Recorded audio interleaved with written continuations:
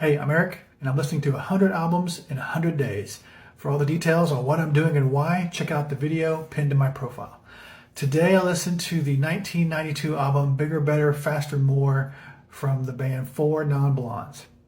So I picked this album out because I'd only heard one song from this band, and it's probably the song that you've heard, that the majority of us have heard, and it's called What's Up, even though the chorus is What's Going On. The title is What's Up.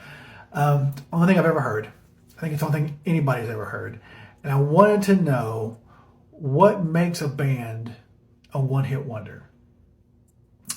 Is it that there's just no other viable songs on the album that you could release? Is it just, what makes you a one-hit wonder? So I listened to this album. Song for song, this is a really great album. I think what made this band a one-hit wonder was just the eclectic mix of songs that is on this album. They run the gamut. There's the first two tracks, which are probably the best two tracks on the album, are just straight blues songs. Train is the opening track. Those first two songs are just blues songs. And then it gets into a little weird territory with songs like What's Up.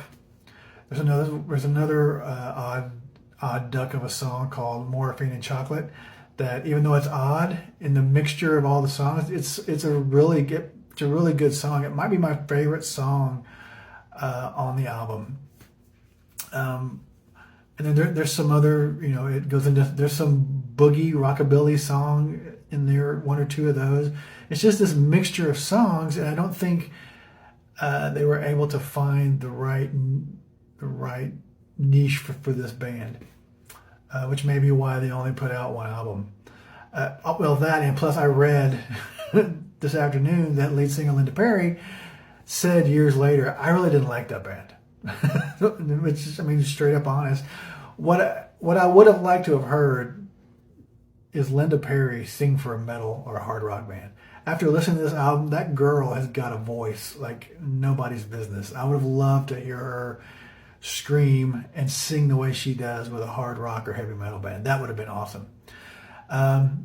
What I didn't know is that Linda Perry, who wrote most of the songs for this album, also has written and produced songs for Christina Aguilera, Pink, Adele, Gwen Stefani, a host of other people, and she signed James Blunt in America.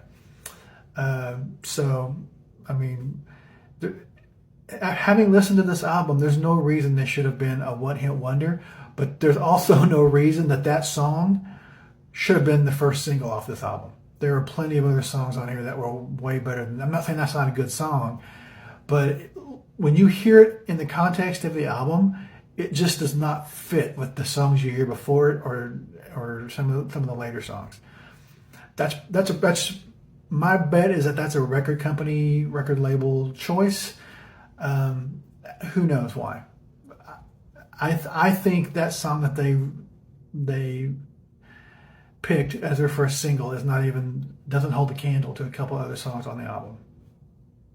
With that said, I would listen to this album again. There's just so many, maybe not the album as a whole, but there are so many great songs wedged in between just these outlier songs that probably didn't fit well with all the others. But there's some really great songs in this album.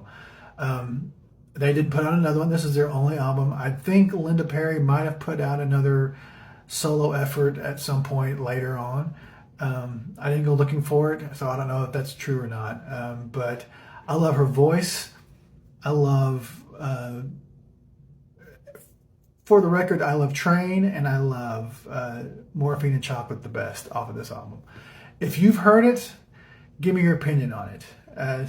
Do you agree with me or not? Give me your opinion. If you haven't heard it, it is worth a listen for the handful of songs that you're going to find on this album. The album as a whole, no, I wouldn't say you're going to fall in love with the album as a whole. I didn't. But there are enough songs on this album that I call this album a really great album. So give it a listen if you hadn't. Let me know what you think.